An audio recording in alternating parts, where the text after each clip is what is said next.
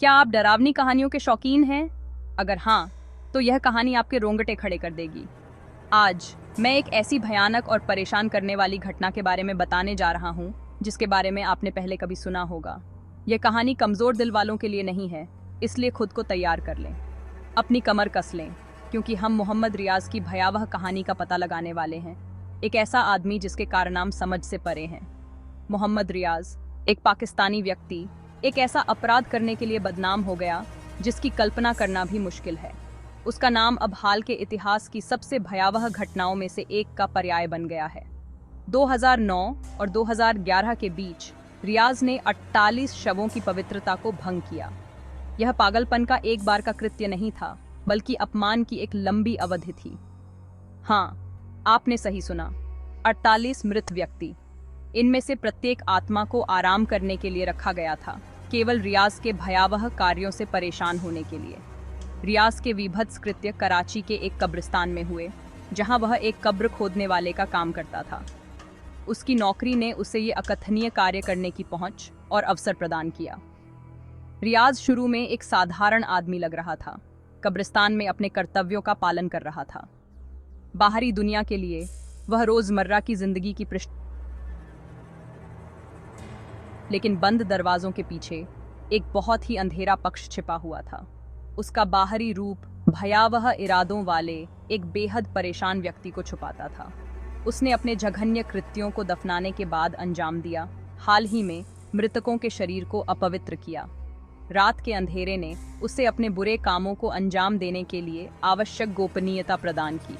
अब आप सोच रहे होंगे, कोई इस तरह की क्रूरता कैसे कर सकता है? किस चीज ने एक व्यक्ति को इतनी गहराई तक ले जाने के लिए प्रेरित किया? रियाज के कार्यों के पीछे के मनोवैज्ञानिक कारक जटिल और बहुत ही परेशान करने वाले हैं। उसके दिमाग को समझने के लिए मानव मनोविज्ञान के सबसे अंधेरे पहलुओं में जाने की जरूरत है। विशेषज्ञों का सुझाव है कि कार्य अक्सर दर्दनाक अनुभवों, गहरे मनोवैज्ञानिक विकारों या सामान्य मानवीय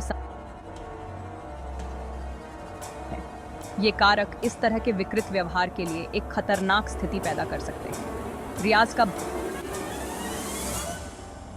है कि उसके वातावरण ने एक महत्वपूर्ण भूमिका निभाई। एक चुनौतीपूर्ण माहौल में उसकी परवरिश ने संभवतः उसकी मनोवैज्ञानिक स्थिति में योगदान दिया। एक गरीब इलाके में पले बड़े उन्हें शिक्षा की कमी और सीमित अवसरों का किसी व्यक्ति के मानसिक स्वास्थ्य पर गहरा प्रभाव पड़ सकता है। यह अनुमान लगाया जाता है कि जीवन की ये शुरुआती चुनौतियां उसके मानसिक स्वास्थ्य के मुद्दों के साथ मिलकर उसके परेशान करने वाले व्यवहार में योगदान करती हैं। समर्थन और संसाधनों की कमी ने उसकी स्थिति को और बढ़ा दिया। अधिकारियों को स्थानीय लोगों द्वारा सूचित किया गया था, जिन्होंने कब्रिस्तान में संदिग्ध गतिविधि देखी थी। रियाज के कार्यों को प्रकाश में लाने में समुदाय के सदस्यों ने महत्वपूर्ण भूमिका निभाई। कुछ लोगों ने रियाज को देर रात कब्रों के आसपास मंडराते हुए देखा, जबकि अन्य ने दफन स्थलों से परेशान करने वाली आवाजें सुनी। इन टिप्पणियों ने खतरे की घंटी बजाई और आगे की जांच के लिए प्रेरित किया। 2011 में पुलिस ने आखिरकार उसे पकड़ लिया और उन्होंने जो खोजा वह भयावह से कम नहीं था। उनके द्वारा मिले सबूतों ने उनकी गतिविधियों की एक भयानक तस्वीर पेश की। रियाज ने अपने अपराधों को स्वीकार कर लिया और जांच के दौरान अधिकारियों ने सबूतों का खुलासा किया, जिसने उसके अपराध को मजबूत कर दिया।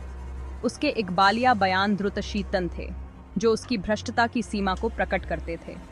रियाज के मामले ने समुदाय और उसके बाहर सदमे की लहरें भेज दीं। उसके अपराधों के विशाल पैमाने ने लोगों को अविश्वास और भय में डाल दिया। इसने मानसिक स्वास्थ्य जागरूकता, आपराधिक व्यवहार पर सामाजिक आर्थिक कारकों के प्रभाव और मानवीय भ्रष्टाचार की क्षमता के बारे में महत्वपूर्ण प्रश्न उठाए। भविष्य की त्रासदियों को रोकने के लिए ये चर्चाएं महत्वपूर्ण हैं। तो गिरफ्तारी के बाद रियाज का क्या हुआ? कानूनी प्रणाली ने यह सुनिश्चित करने के लिए तेजी से काम किया कि उसे अपने कार्यों के परिणामों का सामना करना पड़े। उसे दोषी ठहराया गया और आजीवन कारावास की सजा सुनाई गई। इस सजा ने यह सुनिश्चित कर दिया कि वह अब समाज के लिए खतरा नहीं बनेगा।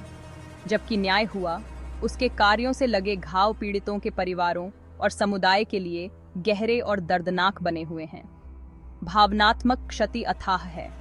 यह मामला मानसिक स्वास्थ्य के मुद्दों को दूर करने और डिविएंट व्यवहार के संकेतों को जल्दी पहचानने के महत्व की एक कठोर याद दिलाता है।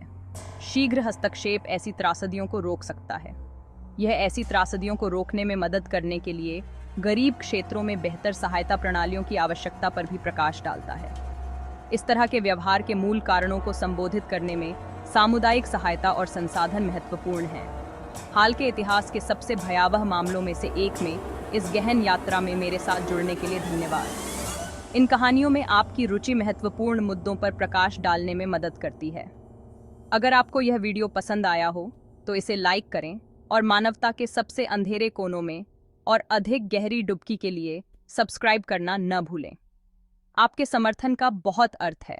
अगली बार तक सुरक्षित रहें और उत्सुक रहें।